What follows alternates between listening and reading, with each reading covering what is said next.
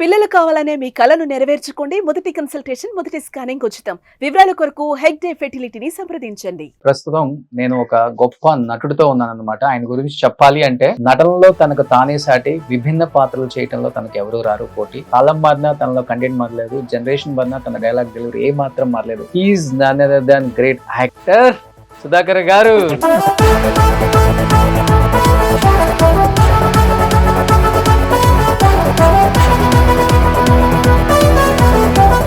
సుధాకర్ గారు అన్ని సంవత్సరాలు నవ్వించారు. ఈ ఇంటర్వ్యూలో చూసే ప్రేక్షకులందరూ నవ్వుకోవడానికి 2-3 డైలాగ్స్ చెప్తే మీ సినిమాలో అవి. చేతోడులో ఒక డైలాగ్ ఉంది. ప్రతి మాటకి పీచు అంటుంటాను. ఏమనుకుంటుంది అబ్బా అనేవాడు. ఉంటుంది కదా పిచ్చే కొట్టుడు ఏదో ఉంటది. అబ్బా పిచ్చ కొడుతులు కొట్టుంటా. తమిళ ఇండస్ట్రీ మొత్తాన్ని షేక్ చేశారు కదా ఆ టైంలో. వచ్చింది ది బెస్ట్ కాంప్లిమెంట్ అంటే మీకు? నంద్యాల 2 సార్లు వచ్చిన్నారు. చాలా మంది రాజకీయ పార్టీ వాళ్ళు కూడా అడిగారు కదా, మా పార్టీలో జాయిన్ అయితే బాగుండు సుధాకర్ గారు. అక్కడ తమిళ్లో అడిగేవారు కానీ నాకు మరి పాట difficult situation in your life అంటే ఏమని చెప్తారు ఆ రోజుల్లో? నేను చిరంజీవి హరిప్రసాద్ కూడా విక్టోరియా గార్డెన్స్ అక్కడ ఉండేవాళ్ళు కదా అంతా. అప్పుడు republic garden republic garden. Garden but మునగ చెట్టు ఉందా ఇప్పటికి అక్కడ? ఏమో గుర్తులేదు. వన్ మెమరబుల్ మూమెంట్ విత్ మీ డియరెస్ట్ ఫ్రెండ్. చిరంజీవి కాకముందే చిరంజీవి అని పిలిచే అంత చనువు మీకే ఉంది కాబట్టి ఏమని చెప్తారు మీ ఫ్రెండ్ గురించి? చాలా మంచి సహృదయుడు, హెల్పింగ్ నేచర్. రామ్ చరణ్ గారితో ఎలా ఉండేది? బంగారు ప్లాకెట్ ఇచ్చారంట. అనుకున్నారా ఈ స్థాయికి వస్తారు రామ్ చరణ్? చిన్నోడు, అంత చిన్నోడు. సుధాకర్ గారు మీరు తీసుకున్న హైయెస్ట్ రెమ్యునరేషన్ అంతే సార్ యాజ్ ఎ హీరోగా?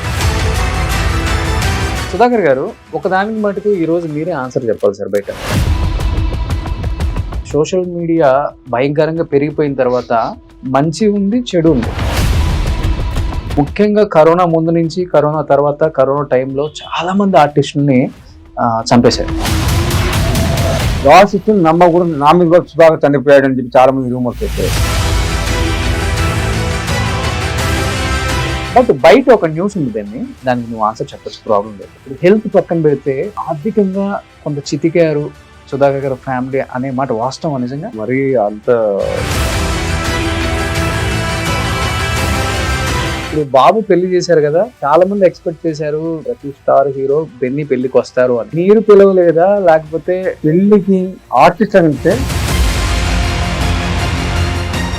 తెలుగు ప్రేక్షకులకి ఇంతగా ఆదరించిన మీ ప్రేక్షకులకి, మీ ఫ్యాన్స్ కి ఏం చెప్పాలనుకుంటున్నారు సుధాకర్ గారు? నన్ను ఇండస్ట్రీ ఏ విధంగా ఎంకరేజ్ చేసిందో మా అబ్బాయి బెన్నీని కూడా అంత ఎంకరేజ్ చేసి చేయొచ్చని వాడిని కోరుకుంటున్నాను. అది ఒకటి, అంత మంచి నేను కోరుకునేది industry.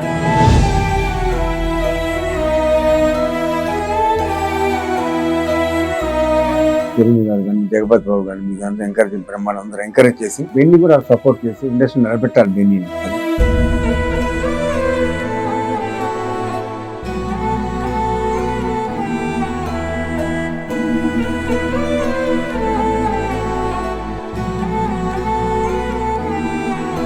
Hi, hello, welcome to Suman TV. నేను మీ రోషన్. సో ప్రస్తుతం నేను ఒక గొప్ప నటుడితో ఉన్నాను అనమాట. ఆయన గురించి చెప్పాలి అంటే నటనలో తనకు తానే సాటి, విభిన్న పాత్రలు చేయటంలో తనకు ఎవరు రారు పోటీ. కాలం మారినా తనలో కంటెంట్ మారలేదు, జనరేషన్ మారినా తన డైలాగ్ డెలివరీ ఏ మాత్రం మారలేదు. He is none other than great actor Sudhakar garu. Sudhakar గారు నమస్తే. నమస్తే అండి. సో వస్తూ ఉంటే యూట్యూబ్ లో ఒక్కసారిగా, సో యూట్యూబ్ లో సరదాగా మీ మంచి మంచి నవ్వించిన కామెడీ బిట్స్ అన్ని చూసుకుంటూ వచ్చాను సార్. నవ్వుకోలేక చచ్చిపోతున్నాం ఇప్పటికి కూడా. అంత బాగా నవ్వించారు తెలుగు ప్రేక్షకుల్ని. కొన్ని 100 సినిమాలు, దాదాపు 40 సంవత్సరాల జర్నీ. ఎలా అనిపిస్తుంది బ్యాక్ వెళ్ళి చూసుకుంటే? సుధాకర్ అనే ఒక వ్యక్తి ఒక చిన్న ఊర్లో పుట్టి చెన్నై వెళ్ళి కష్టపడి మళ్ళీ అక్కడ ఒక స్టార్ గా ఎదిగి మళ్ళీ హైదరాబాద్ వచ్చి ఇక్కడ ఒక స్టార్ గా ఎదిగి, ఈ జర్నీ అంతా ఎలా అనిపిస్తుంది సార్? మీరు ఇంటర్వ్యూస్ చాలా తక్కువ కాబట్టి ఈరోజు మీ గురించి తెలుసుకోవాలి అందరం. సంతోషంగా ఉంటుంది. ఫస్ట్ నేను ఫిల్మ్ ఇన్స్టిట్యూట్లో చేశాను. ఫిల్మ్ ఇన్స్టిట్యూట్లో 1 year కోర్స్ చేసిన తర్వాత ఫస్ట్ నన్ను ఒక హోటల్లో చూసా భారతీరాజా గారు, Hmm. డైరెక్టర్ భారతీరాజా చూసి నన్ను సినిమాలో యాక్ట్ చేస్తా అంటే ఫిల్మ్ స్టూడెంట్ అంటే యాక్ట్ చేస్తానంటే కిలకి పౌర్ణమి ఫస్ట్ పిక్చర్ భారతీరాజా నన్ను ఇంట్రొడ్యూస్ చేశారు. Super duper hit. అది 1 year ఆడింది.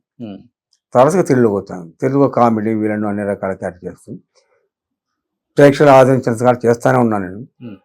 ఇప్పుడు కొంచెం రెస్ట్గా ఉంటున్నాను, Hmm. హెల్త్ బాగాలేదు కాబట్టి. ఓకే. ఇక నా తరఫున నా కొడుకు Hmm. బెండిక్ మైకేల్ నన్ను ఎలా ఆదరించారో ఇండస్ట్రీ మళ్ళీ మా అబ్బాయి బెన్నీని కూడా అలాగే ఆదరించాలని కోరుకుంటున్నాను. బట్ తమిళ ఇండస్ట్రీ మొత్తాన్ని షేక్ చేశారు కదా ఆ టైంలో, వరుస సూపర్ డూపర్ హిట్స్ తో. ఒక రకంగా చెప్పాలంటే అక్కడ ఉన్న స్టార్ హీరోలు కూడా అరే ఒక తెలుగు హీరో మనల్ని షేక్ చేస్తున్నారా అన్న స్థాయికి తీసుకొచ్చారు కదా. మ్యాగజైన్స్ లో ఎక్కడ చూసుకున్నా మీ గురించే, పెద్ద పెద్ద కవర్ పేజెస్ లో మీరే.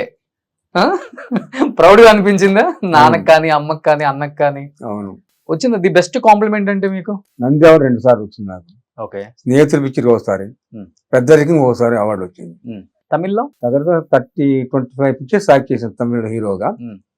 తర్వాత తెలుగు ఎంటర్ అయ్యాను.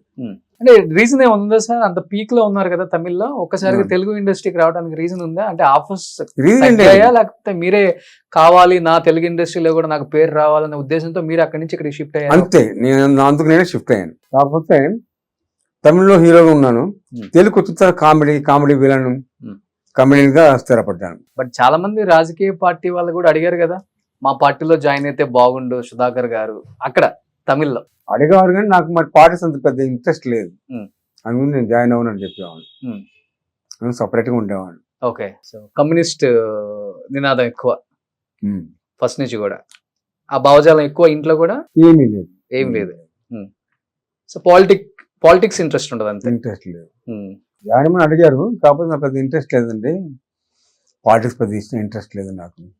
పైగా నేను కమ్యూనిస్ట్ తప్పితే పార్టీకి సంబంధం లేదు నాకు అని చెప్పేవాడు. సార్ ఇండస్ట్రీకి వచ్చినప్పుడు ప్రతి ఒక్కరికి ఒక స్టోరీ ఉంటుంది డెఫినెట్ గా. ఎందుకంటే రజనీకాంత్ గారు కూడా చాలా టైమ్స్ చెప్పారు, నేను పంగల్ పార్క్ లోనే పడుకున్నాను, ఫుడ్ లేక, షెల్టర్ లేక ఎక్కడ అని.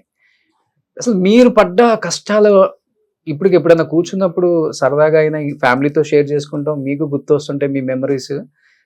అసలుకి ఒక difficult situation in your life అంటే ఏమని చెప్తారు ఆ రోజుల్లో?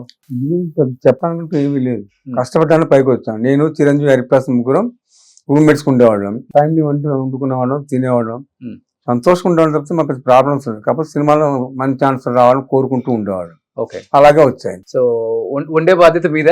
వండే బాధ్యత చిరంజీవి, హరిప్రసాద్, నేను ముగ్గురం తీసుకునేవాడు. విక్టోరియా గార్డెన్స్ అక్కడ ఉండేవాళ్ళు కదా అంతా అప్పుడు? Republic gardens. రిపబ్లిక్ గార్డెన్ గుర్తుంది సార్ మీకు బానే? ప్రతి ఒక్కళ్ళు అక్కడ నుంచే కదా ట్రయల్స్ వేసింది. అక్కడ ఉన్న వాళ్ళంతా క్లిక్ అయిపోయారు. సో బట్ మునగ చెట్టు ఉందా ఇప్పటికి అక్కడ? ఏమో గుర్తులేదు. ఇప్పుడు రూమ్మేట్స్ అన్నారు కాబట్టి సార్, ముగ్గురులో ఫస్ట్ ఎవరికి అవకాశం వచ్చింది? హరిప్రసాద్ గారా, చిరంజీవి గారా, సుధాకర్ గారా? ఫస్ట్ నాకే వచ్చింది ఛాన్స్. నా తర్వాత చిరంజీవి, ఆ తర్వాత హరిప్రసాద్, శివరంజన్. అలా ఎదిగే క్రమంలో ఒక బాండింగ్ ఉంటది కదా మీ అందరికి. సో ఫ్రెండ్స్, మీ ఫస్ట్ నాకు ఆఫర్ వస్తే డెఫినెట్ గా నేను హెల్ప్ చేస్తాను, లేకపోతే మీకు ఆఫర్ వస్తే నేను హెల్ప్ చేస్తానని ఒకరికొకరికి ఆ బాండింగ్ ఎలా ఉండేది ముగ్గురికి? హరిప్రసాద్ గారు అంతా ఏం లేదండి, మామూలు ఉండేవాళ్ళు, వంతుకోవడం, యాక్ట్ చేసుకుంటే బయటకు వచ్చేవాళ్ళు తప్పితే దాని పెద్దగా ఆలోచించేవాళ్ళు కదా. ఇక ఇది ఉండేది, టెన్షన్ ఉండేది కదా. వన్ మెమరబుల్ మూమెంట్ విత్ మీ డియరెస్ట్ ఫ్రెండ్, చిరంజీవి కాకముందే చిరంజీవి అని పిలిచే అంత చనువు మీకే ఉంది కాబట్టి ఏమని చెప్తారు మీ ఫ్రెండ్ గురించి? చాలా మంచి సహృదయుడు, హెల్పింగ్ నేచర్, మంచివాడు, మంచి ఫ్రెండ్ నాకు. అది ఇద్దరు కాంబినేషన్స్ అన్ని సూపర్. బెన్నీని చాలా ఎంకరేజ్ చేస్తూ ఉంటాడు, బెన్నీ మంచి ఛాన్స్ రావాలని కోరుకుంటూ ఉంటాడు. నా గురించి అంత తీసుకున్నాడు, ఇంట్రెస్ట్ తీసుకున్నాడు. బెన్నీ గురించి అంత ఇంట్రెస్ట్ తీసుకుంటాడు. రామ్ చరణ్ గారి గురించి ఎలా ఆలోచిస్తారో బెన్నీ గురించి కూడా అలా ఆలోచిస్తారు. అలా ఆలోచిస్తారు తప్పనిగా. మా అబ్బాయి గురించి కూడా అలాగే ఆలోచిస్తాడు. మీ ఇద్దరు కాంబినేషన్ అన్ని సూపర్ డూపర్ హిట్ కదా సార్. మీకు బాగా నచ్చిన కాంబినేషన్ అంటే ఒక సినిమా అంటే ఏమని చెప్తారు? ఇద్దరు నవ్వుకొని. సూట్పురం పోలీస్ స్టేషన్. సూట్పురం పోలీస్ స్టేషన్, యముడికి మొగుడు. So one of the producer కదా మీరు దానికి.